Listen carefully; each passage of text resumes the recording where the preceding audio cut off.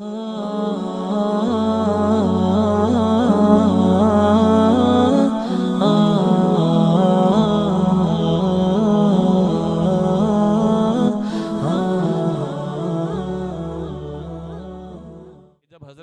رضی اللہ تعالی عنہ نے ہجرت کا ارادہ کیا،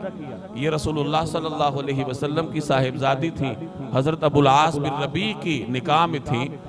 اور ابو العاص جب غزوہ بدر میں قید ہو کر آئے تھے تو نبی کریم صلی اللہ علیہ وسلم نے ان سے وعدہ لیا کہ ہم تو میرے ہاتھ کر دیتے ہیں لیکن وہاں سے جا کر زینب کو بھیج دیں۔ انہوں نے اپنا وعدہ پورا کیا اور اپنے بھائی کے ساتھ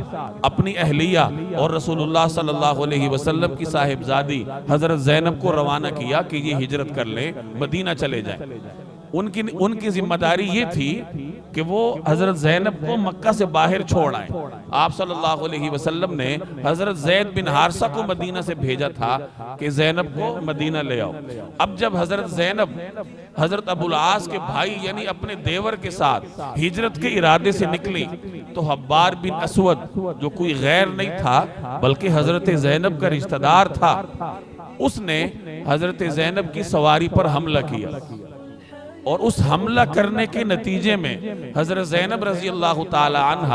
اپنی سواری سے نیچے چٹیل زمین پر گری، اور وہ اس وقت امید سے تھی تو زخمی ہو گئی، اور اسی زخم کی وجہ سے حمل ضائع ہوا، اور اگلے دن وہ اسی زخمی حالت میں مکہ مکرمہ سے مدینہ طیبہ روانہ ہوئی، اور اس زمانے میں یہ 15 دن کا سفر تھا، تو 15 دن کا سفر اس تکلیف کے عالم میں کیا، اور بعد میں بھی اسی زخم کی وجہ سے حضرت زینب رضی اللہ تعالی عنہ کا انتقال ہوا۔